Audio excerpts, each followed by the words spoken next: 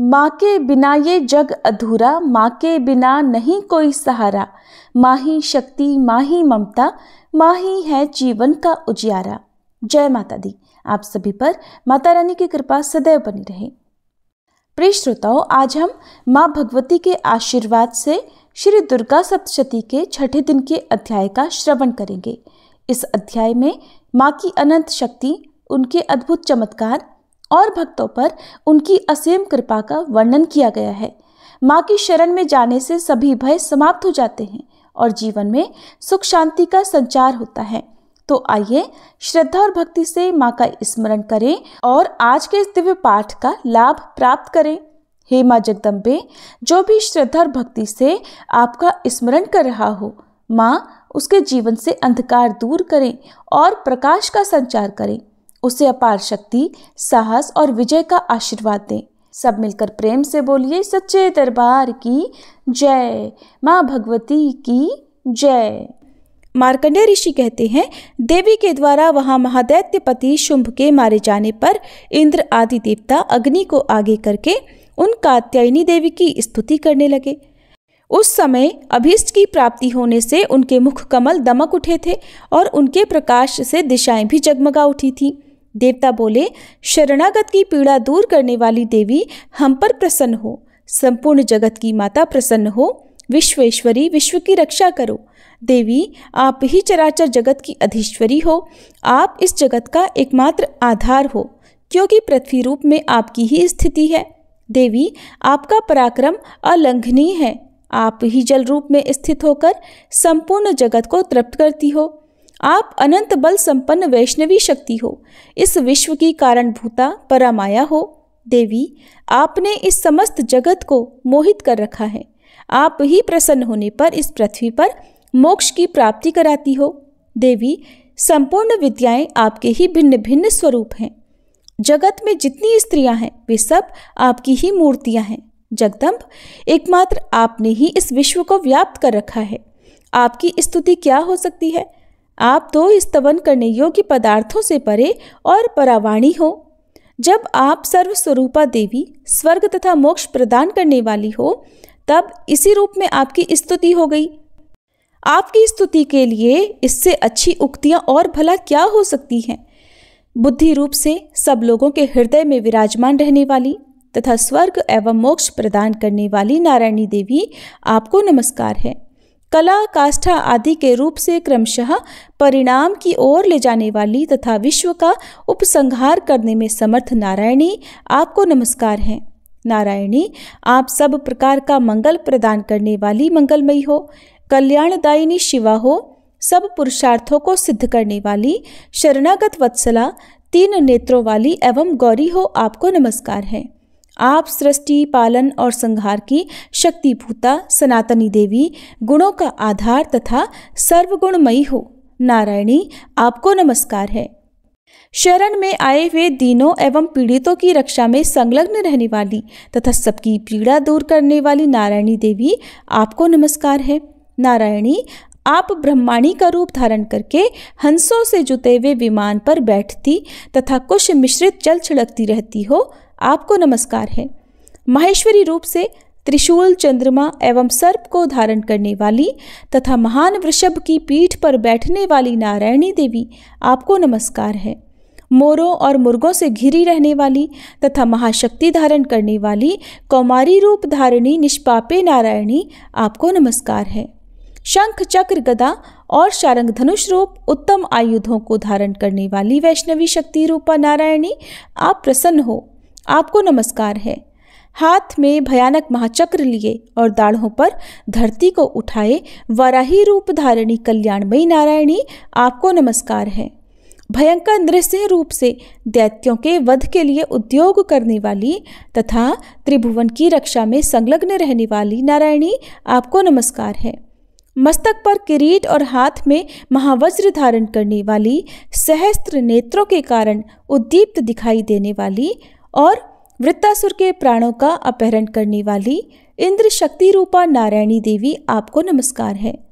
शिव दूती रूप से दैत्यों की महती सेना का संहार करने वाली, भयंकर रूप धारण तथा विकट गर्जना करने वाली नारायणी आपको नमस्कार है। दाढ़ों के कारण विकराल मुख वाली, मुंडमाला से विभूषित मुंड मर्दिनी चामुंडा रूपा नारायणी आपको नमस्कार है। लक्ष्मी, लज्जा, महाविद्या, श्रद्धा, पुष्टि, स्वधा, ध्रुवा, महारात्रि तथा महाअविद्या रूपा नारायणी आपको नमस्कार है। मेधा, सरस्वती, श्रेष्ठा, ऐश्वर्य रूपा बाभ्रवी अर्थात भूरे रंग की अथवा पार्वती, तामसी, नियता तथा ईशा रूपिणी नारायणी आपको नमस्कार है। सर्व स्वरूपा, सर्वेश्वरी तथा सब प्रकार की शक्तियों से संपन्न दिव्य रूपा दुर्गे देवी, सब भयों से हमारी रक्षा करो, आपको नमस्कार है। हे कात्यायनी, यह 3 लोचनों से विभूषित आपका सौम्य मुख सब प्रकार के भयों से हमारी रक्षा करे, आपको नमस्कार है। भद्रकाली, ज्वालाओं के कारण विकराल प्रतीत होने वाला, अत्यंत भयंकर और समस्त असुरों का संहार करने वाला आपका त्रिशूल हमें भयों से बचाए, आपको नमस्कार है। देवी, जो अपनी ध्वनि से संपूर्ण जगत को व्याप्त करके दैत्यों के तेज नष्ट किए देता है, वह आपका घंटा हम लोगों की पापों से उसी प्रकार रक्षा करे जैसे माता अपने पुत्रों की बुरे कर्मों से रक्षा करती है। चंडिके, आपके हाथों में सुशोभित खड्ग जो असुरों के रक्त और चर्बी से चर्चित है, हमारा मंगल करे, हम आपको नमस्कार करते हैं। देवी, आप प्रसन्न होने पर सब रोगों को नष्ट कर देती हो और कुपित होने पर मनोवांछित सब कामनाओं का नाश कर देती हो। जो लोग आपकी शरण में जा चुके हैं उन पर विपत्ति तो आती ही नहीं, आपकी शरण में गए हुए मनुष्य दूसरों को शरण देने वाले हो जाते हैं। देवी अंबिके, आपने अपने स्वरूप को अनेक भागों में विभक्त करके नाना प्रकार के रूपों से जो इस समय इन धर्मद्रोही महादैत्यों का संहार किया है, वह सब दूसरी कौन कर सकती थी। विद्याओं में, ज्ञान को प्रकाशित करने वाले शास्त्रों में तथा आदि वाक्यों में आपके सिवा और किसका वर्णन है, तथा आपको छोड़कर दूसरी कौन सी ऐसी शक्ति है जो इस विश्व को अज्ञान में घोर अंधकार से परिपूर्ण ममता रूपी गड्ढे में निरंतर भटका रही हो। जहाँ राक्षस, जहाँ भयंकर विष वाले सर्प, जहाँ शत्रु, जहाँ लुटेरों की सेना और जहाँ दावानल हो, वहाँ तथा समुद्र के बीच में भी साथ रहकर आप विश्व की रक्षा करती हो। विश्वेश्वरी, आप विश्व का पालन करती हो, विश्व रूपा हो, इसलिए संपूर्ण विश्व को धारण करती हो। आप भगवान विश्वनाथ की भी वंदनीय हो। जो लोग भक्तिपूर्वक आपके सामने मस्तक झुकाते हैं, वे संपूर्ण विश्व को आश्रय देने वाले होते हैं। देवी, प्रसन्न हो। जैसे इस समय असुरों का वध करके आपने शीघ्र ही हमारी रक्षा की है, उसी प्रकार सदा हमें शत्रुओं के भय से बचाओ। संपूर्ण जगत का पाप नष्ट कर दो और उत्पात एवं पापों के फलस्वरूप प्राप्त होने वाले महामारी आदि बड़े बड़े उपद्रवों को भी शीघ्र दूर करो। विश्व की पीड़ा हरने वाली देवी, हम आपके चरणों में पड़े हुए हैं, हम पर प्रसन्न हो। त्रिलोक निवासिनियों की पूजनीय परमेश्वरी, सब लोगों को वरदान दो। तब देवी बोली, देवताओं, मैं वर देने को तैयार हूँ, तुम्हारे मन में जिसकी इच्छा हो वह वर मांग लो। संसार के लिए उस उपकारक वर को मैं अवश्य दूंगी। तब देवता बोले, सर्वेश्वरी, आप इसी प्रकार तीनों लोकों की समस्त बाधाओं को शांत करो और हमारे शत्रुओं का नाश करती रहो। देवी बोली, देवताओं, वैवस्वत मनवंतर के 28वें युग में शुंभ और निशुंभ नामक 2 अन्य महादैत्य उत्पन्न होंगे। तब मैं नंदगोप के घर में उनकी पत्नी यशोदा के गर्भ से अवतीर्ण हो विंध्याचल में जाकर रहूंगी और उक्त दोनों असुरों का नाश करूंगी।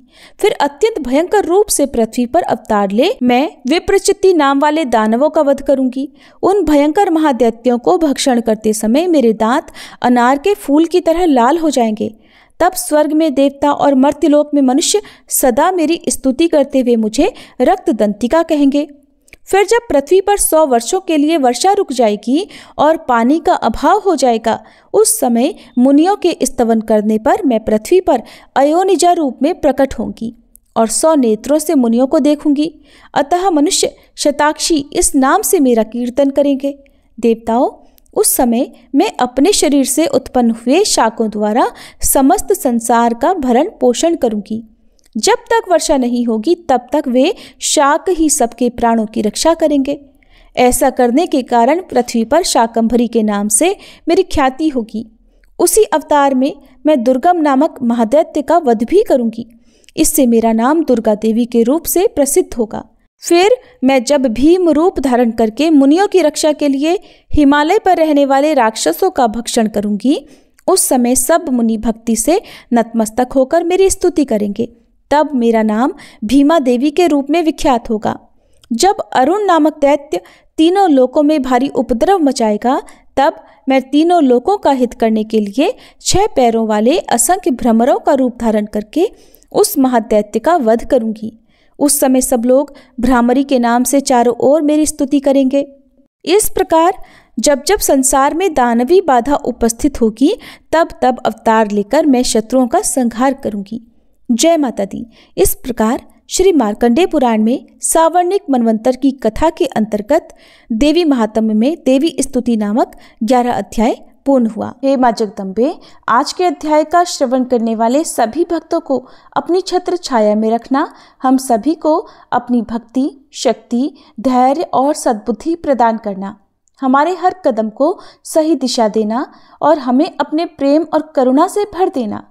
प्रिय श्रोताओं, माँ का स्मरण करते रहिए और उनकी महिमा का गुणगान करते रहिए और उनके चरणों में अपनी श्रद्धा भी अर्पित करते रहिए।